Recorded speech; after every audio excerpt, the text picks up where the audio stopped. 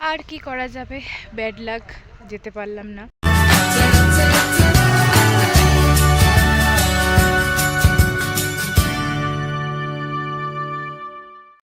Good morning everyone. আজকে এখানে শেষ দিন, মানে ব্রেকফাস্ট করে আমরা বেরিয়ে যাব হচ্ছে বাতাসিয়া লুপের উদ্দেশ্যে। মাঝখানে হ্যাঁ কী কী দেখবো, ওটা সারপ্রাইজ। মাঝখানে অনেক কিছু দেখব। আর তারপরে বাতাসিয়া লুপে চলে যাব, ওখানে আমাদের স্টে আজকে। তারপর বাকিটা ক্রমশ প্রকাশ্য। রাস্তায় যেতে যেতে ওদের একটা রিচুয়ালস দেখলাম। জানি না কোনো অনুষ্ঠানের পারপাসে ওরা এই রিচুয়ালসটা করে নাকি। পাতা নিয়ে যাচ্ছিল প্রত্যেকে। তো তারপরে ধীরে ধীরে আমরা আমাদের গন্তব্যের দিকে এগোতে থাকলাম। তো চলো দেখাই কোথায় এসছি, ঠিক আছে? এই রে, কি চেষ্টা! এবার দেখাই সবাইকে যে আবার কোথায় চলে এসেছি। চল আর একটু গিয়ে দেখি। আচ্ছা, আর একটু গিয়ে দেখি, ওই দিকের এন্ট্রিটাতে দেখি। চলো দাঁড়াও, একটু সবুর করো, কোথায় এসেছি দাঁড়াও বলছি। চলো, তোমাদের এবার আমাদের মুড অফ, ভীষণই মুড অফ। কারণটা এক্ষুনি বলছি, দেখাচ্ছি কোথায় এসেছি। এই যে দেখে নাও, দেখা যাচ্ছে যেটা আগের বার পর্দা সরিয়ে একদম গতবার কি চেষ্টা করেছিলাম একটুখানি দেখার জন্য মর্গান হাউস, তাও ওই পর্দা মতো তখন রেনোভেট চলছিল। হ্যাঁ, তো সব চারিদিকে ওই প্লাস্টিক পর্দা এসব দিয়ে ঢাকা ছিল। তো এবারে ভেবেছিলাম হয়তো যেতে পারবো। তো এবারেও বন্ধ মানে কি, গেস্টের জন্য অ্যালাউ আছে, মানে এখানে যারা থাকছে তাদের জন্য।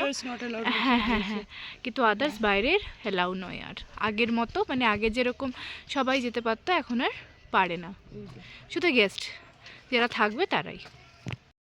আর কি করা যাবে, ব্যাড লাক, যেতে পারলাম না।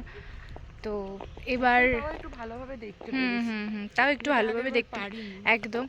তো এবার মর্গান হাউসে ঢোকার একমাত্র রাস্তা বুকিং করে আসতে হবে, এখানে থাকতে হবে, তাহলেই মর্গান হাউসে আমরা ঢুকতে পারবো। যাই হোক, চলো এবার আমাদের পরের গন্তব্যের দিকে। যত এগোচ্ছিলাম ততই ধীরে ধীরে ওয়েদারটা ক্লিন হচ্ছিল, দেখে তো বেশ ভালো লাগছিল। এই যে আমাদের পাশে তিস্তা নদীকে রেখে আমরা এগিয়ে যাচ্ছি সামনের দিকে। খুব ইচ্ছা করছিল যেন নদীর ধারে যেতে, কিন্তু সময় একদম ছিল না, সেই জন্য নদীর ধারে যাওয়াটা হলো না। পরের বার অবশ্যই এই ইচ্ছাটা পূরণ করে নেব। তারপর আমরা পৌঁছে গেলাম আমাদের পরের ডেস্টিনেশন লাভার্স ভিউ পয়েন্টে। এখানে কিন্তু আমি আগেও দুবার এসেছি।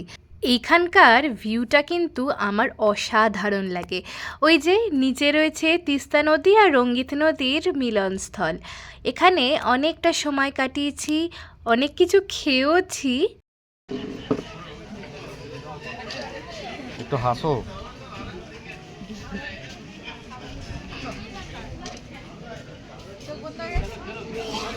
ভিউ দেখতে দেখতে খাবো না তা তো হতেই পারে না। আমরা নিয়েছিলাম ছোলা সেদ্ধ, ফল মাখা নিয়ে যখন ফিরছি তখন এই পুচকুলিটার সাথে দেখা, ওকেও কিছুটা ফল মাখা আমরা দিলাম আর ও আনন্দে খাচ্ছিল। এরপর আমরা আবারও এগোতে থাকলাম। আমাদের পরের ডেস্টিনেশন ছিল তিনচুলে চা বাগান। এখানে আমি প্রথমবার গেলাম, বেশ ভালো লাগলো। আর শুনলাম নাকি জায়গাটাও নতুনই হয়েছে। আমরা পাহাড়ের বাসিন্দা হয়ে গেছি, চা তুলতে যাচ্ছি আমরা চা বাগানে। কতটা কি চা তুললাম পরে দেখাচ্ছি এসে।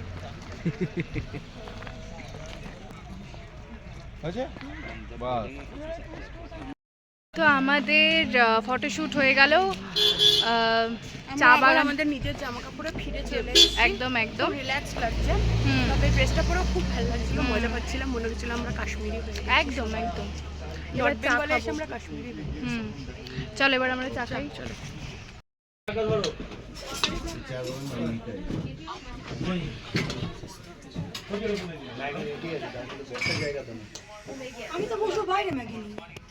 আমাদের পরের ডেস্টিনেশনটা কিন্তু আমার ভীষণ পছন্দের। কোথায়, দেখতে থাকো আস্তে আস্তে। আমাদের পরের ডেস্টিনেশন এটা লামাহাটা।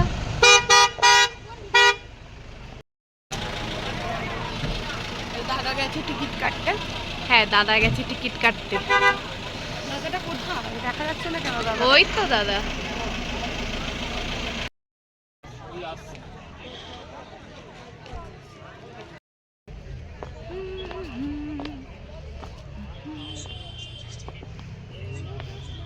হাঁটতে হাঁটতে হাঁপিয়ে যাচ্ছে। ওখানেও ড্রেস পরাচ্ছে।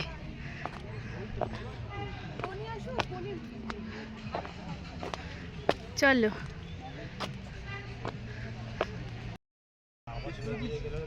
ওইখানে দুটো হেলমেট রাখা আছে না, ওখানে গিয়ে বসবে।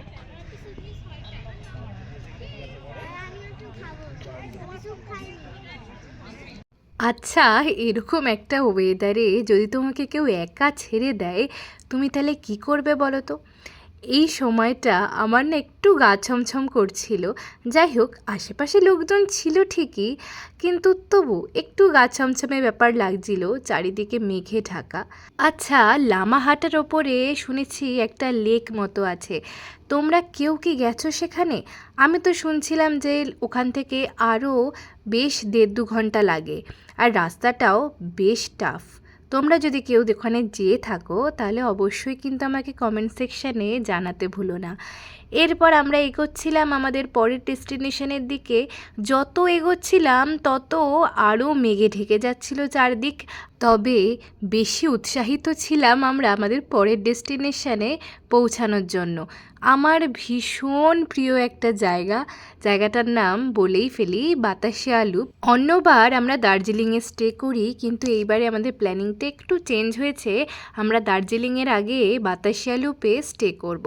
একটা দিনই স্টে করব যদিও, তবে আমরা কিন্তু টুকুস করে একটু দার্জিলিংটা ঘুরেই এসেছিলাম, যার ভিডিও আসছে পরের পার্টে।